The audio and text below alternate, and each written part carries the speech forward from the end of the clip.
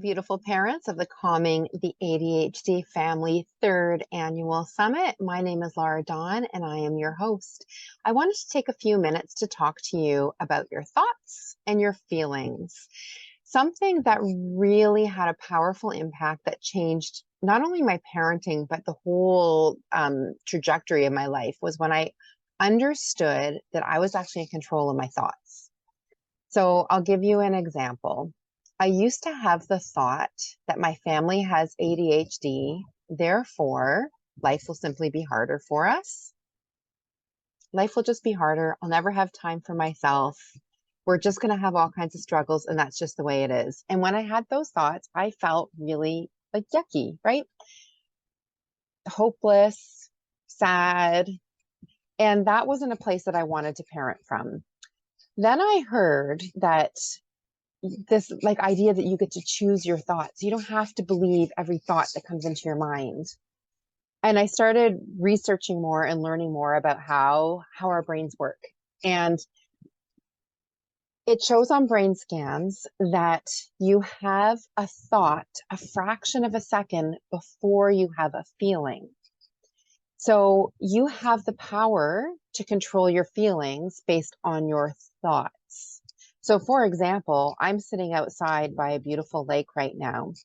So I can look at this lake and can think like, this is gorgeous. What a beautiful day. I'm so lucky to be here. And that can lead me to having feelings of gratitude and happiness, maybe calm, serenity, those types of feelings. Somebody else could be sitting in this exact same spot, looking at this exact same beautiful surrounding, and they might have the thought, I don't have time to be sitting here. I'm late for a meeting. I've got so much work to do. And having those thoughts would lead them to feel maybe anxious or overwhelmed or frustrated. So it doesn't really have anything to do with what's happening in the world around. It is the thoughts that we have in our own mind about what's happening in the world around us. So once I really worked on that with a coach, because that took a lot of really wrapping my mind around, that's when things really shifted for my family. So here's another example. And I think this is something a lot of you can relate to. I often had the thought, oh, I'm doing a terrible job. I'm a terrible mom. Is that something that you can relate to? A lot of the moms that I work with, and I generally work more with moms, but a lot of the moms I work with have those feelings. Like they'll tell me about things that are bothering them, and then they'll say, like, I feel guilty that I'm not doing a good enough job as a mom. I'm not a good enough mom. So when you have that thought, I'm not a good enough mom, of course you're going to feel guilty, ashamed, hopeless. And when you have those feelings, our feelings drive our actions. So you already are raising a child with ADHD that requires extra energy, right? Extra patience, extra love. And if you yourself are depleted coming from this place of shame and guilt and overwhelm, it's really hard to give your child the energy that they need. And it's hard to implement the strategies when you're feeling depleted yourself. Now, I'm not saying just swap your thoughts around, but I am saying notice your thoughts and decide if you want to keep those thoughts or not. 90% of the thoughts we have are automatic. That means they pop into our head without us knowing.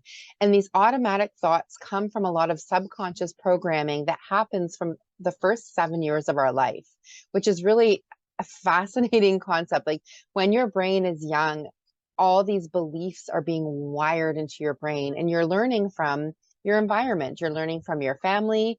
You're learning from school, from TV shows, from the environment around you is creating the neural networks in your brain of, for example, what a good mom should do. Maybe, you watch the Brady Bunch and you saw a good mom always kept her cool and she solved problems in a calm, cool, collected way, and always had snacks for the kids. When your subconscious programming of what a good mom is contradicting your living experience of being a mom, it can be really upsetting for you.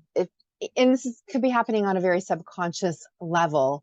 And so when your image of mom is not matching what was programmed into your mind of what mom should be, that can lead to feelings of guilt and shame and disappointment.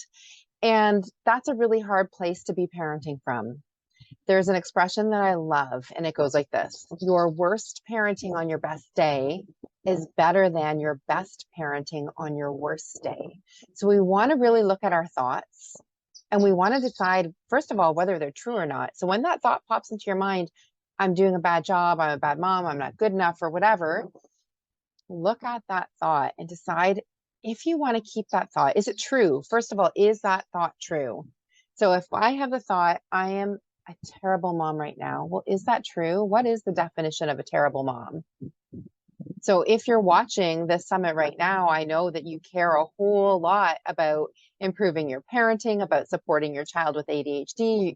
You're investing your time and your energy into doing better. So that doesn't sound like a terrible mom.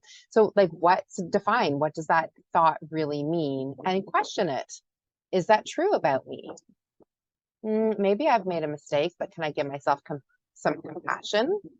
Can I allow myself to have the thought that I'm learning and I'm getting better each day? Those thoughts are much more helpful. So you have the thought, analyze it, decide like what that thought really means, and then is it really, really true? And do you want to keep that thought? If I keep allowing that thought, I'm a bad mom, I'm not doing a good enough job, what's going to happen is there's a part of your brain called the reticular activating system. And it's like the bodyguard of the brain that lets things in. And what happens is if you keep having this thought, I'm a bad mom, I'm not doing a good enough job, your brain's going to look for more and more evidence to prove that thought true. So anytime you make a mistake, your brain's going to go, see, you're a bad mom. Anytime you're a little bit late to pick up your child from soccer practice, see, you're a bad mom. Anytime you lose your cool a little bit, see, you're a bad mom. We don't want to keep reinforcing that in our brains. And actually, I just had a conversation with Dr. Hallowell, and he really emphasized the idea of choosing to focus on strengths. Like his whole philosophy, 40 years in the practice, is focusing on the strengths. Where your focus goes, your energy flows. So is there another thought I could have rather than I'm not doing a good enough job, I'm a bad mom? What's a better thought? How about I am a mom that's human and making mistakes is part of being human? Like I can feel a lot more compassionate towards myself with that kind of a thought. Or I'm learning. Or where's the lesson in this for me? Yes, I didn't do this the way I would have liked to. Where's the lesson in this for me? What can I learn from this moment? Giving yourself some kindness and love and compassion the same way that we would want to give that love and kindness and compassion to our children. This is something that we will be diving in a whole lot deeper in our morning session on Thursday. So day 4 of the summit is 2 parts. The morning part is open invitation for everybody who's in the summit. We'll be diving into really getting a good understanding of our thoughts and feelings, things that trigger us, how we can kind of control those triggers, what we can do about it. And then in the afternoon, we'll be going deeper with the VIPs who are in the Platinum VIP program. So we'll be doing a really deep dive into our heart brain boot camp, which will be a really beautiful thing. But I would like to give you a strategy. When you have a thought, I want you to imagine, so that thought, and this, I'm picking this thought because I've had this thought thousands of times, and so many of my clients have had this thought too, that I'm not a good enough mom. So imagine you have that thought on a piece of paper right in front of your face, and you say, I'm not a good enough mom. So try that. Like put your hand right in front of your face, try the thought or a thought that you have that's repetitive. How does that feel when you say that? I'm not a good enough mom. Lots of people say it's like suffocating. You can't see anything but that hand, which is representing the thought, like right in front of your face. Now imagine saying that thought, but holding it away from you a little bit. I'm not a good enough mom. So if you're able to separate it a little bit from yourself, you can see more around you. It doesn't feel as suffocating. So a way that you can do this in your brain to separate that thought is when you notice these thoughts come in your head, these negative thoughts, and we all have them, 90% of our thoughts are negative and automatic. When it comes into your head, you can do this simple little brain hack. You can tell yourself, my brain had the thought, I'm not a good enough mom. So it's not, I'm not a good enough mom. It's my brain had the thought, I'm not a good enough mom. So that's just distancing yourself a little bit from that thought. My brain had the thought, whatever it is that's negative and yucky and you don't like it.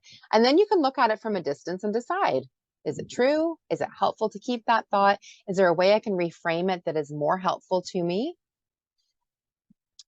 You remember, your thoughts create your feelings and your feelings drive your actions. So I would rather have the thought, I am a mom, than I'm not a good enough mom. Just, I'm a mom. Like, that's a fact. I can believe that I'm a mom. Or I'm a mom who's learning and growing. I'm a mom who's doing my best. Those give me some feelings of compassion. And if I'm able to give myself compassion, I'm able to give my kids compassion. And that's a much more powerful place to parent from. So that's my strategy for you today. Notice your thoughts, question them, ask yourself if you want to keep them. And when those negative thoughts pop into your head, just give some separation by adding, my brain had the thought that blah, blah, blah. So it's not I am the thoughts, my brain had the thought. Give yourself some distance so you can really question and analyze those thoughts. It's really powerful to play around with. We actually get to choose our thoughts, and our thoughts create our feelings. Our feelings drive our actions. And this is a lot of the work that I do inside of my coaching, and it's really, really powerful. Dr. Hallowell's message is, you are better than you think. You are better than you think. So what are the thoughts that you want to have about yourself? And let's amplify them. You're even better than that. You're better than that. And let's give that to our children too. If we're able to take care of ourselves, boost ourselves up, be compassionate about ourselves, have some positive thoughts about ourselves, then we have a lot of beautiful abundance to overflow to our children and give them that positivity and compassion. So I hope you enjoy day 2 of the summit. We have a whole lineup of incredible, incredible speakers today. And I will see you in the Facebook group live. I'll be going live. I believe it's around 12 noon Eastern Standard Time. You can always catch the replays inside the ADHD Village Facebook group. I'd love to connect with you in there during the live calls. I'll be bringing in some experts to come live with us as well. If you are a VIP, we'll also be connecting over Zoom, which I'm really excited for. And we'll have our session on Thursday. The morning, again, is open to everybody, and the afternoon is for Platinum VIPs for the Heart Brain Boot Camp. Sending you all so much love, and enjoy day 2. Love you.